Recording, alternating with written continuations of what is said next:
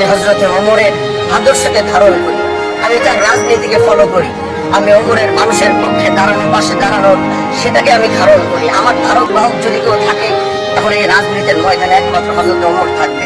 তিনি যেমন রাতের বেলা ঘুরে ঘুরে মানুষের পাশে দাঁড়িয়েছেন, আমি ওয়াদা করছি, আমি কথা বলছি, আমি আল্লাহর উপরে শপথ করছি, এদেশের কোন ইউনিয়নের মানুষ আমার কাছে আসতে হবে না।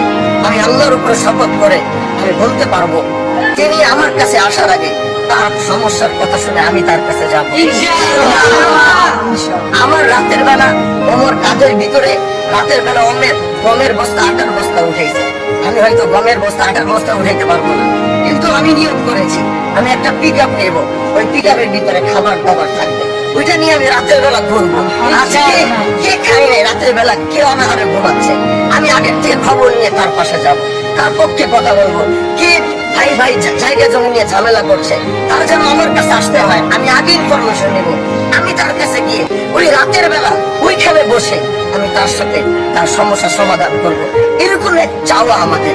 আমি জানি আমি কতটুকু পারবো, আমার আল্লাহর উপরে বিশ্বাস এবং আমার ইয়াকিন আছে। এজন্য আপনাদের সহযোগিতা আর ভালোবাসা, এমন এক সমাজ ব্যবস্থা, এমন এক রাষ্ট্র মেরামত করতে চাই। ওই সংসদে দাঁড়িয়ে গরিবের পক্ষে আওয়াজ দিতে চাই, মুসলিমের পক্ষে কথা বলতে চাই, দেশের পক্ষে কথা বলতে চাই, রাষ্ট্রের পক্ষে কথা বলতে চাই, সমস্ত অন্যায় অবিচারের বিরুদ্ধে কথা বলতে চাই। আমাদের সে আওয়াজ বাংলার প্রতিটা প্রান্তে প্রান্তে সেখান থেকে পৌঁছাবে। ওই সংসদে দাঁড়িয়ে কেউ অন্যায় করবে, সংসদে দাঁড়িয়ে ইসলাম বিদ্বেষী কেউ আলোচনা করবে, সেটা পাশ করতে যাবে, ওইখান থেকে হামজালারা দাঁড়িয়ে যাবে এবং সেটার বিপক্ষে দাঁড়িয়ে জনগণের পক্ষে কথা বলবে, গরিবের কণ্ঠ হয়ে কথা বলবে। এটাই হচ্ছে আমাদের চাওয়া। এই নতুন এক ধারার রাজনীতি আজকে শুধু মনোনয়ন ফরম জমা দেয়নি, আজকে অঙ্গীকার নামা জমা দিয়েছে। আমরা যদি কবুল করে সেটা মাঠে ঘাটে ময়দানে আপনাদের সাথে দেখা হবে, পাশে থাকবে। সবসময় এতটুকু চাই, আমি টাকা পয়সা দিয়ে কিচ্ছু করতে পারবো না।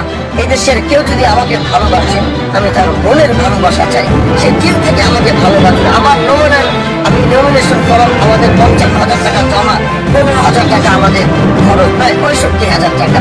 আমেরিকা থেকে একজন ইমাম সাহেব আমাকে ফোন করেছে, আমাকে বলে ভাইজান আপনার এই 65,000 টাকা আমার ইমামতি করে আমি যত অর্জন করছি কষ্ট করে, আমি চাই আমার এই টাকাটা দিয়ে আপনি নমিনেশনটা কিনবেন, মনোনয়ন পত্রটা আপনি কিনবেন।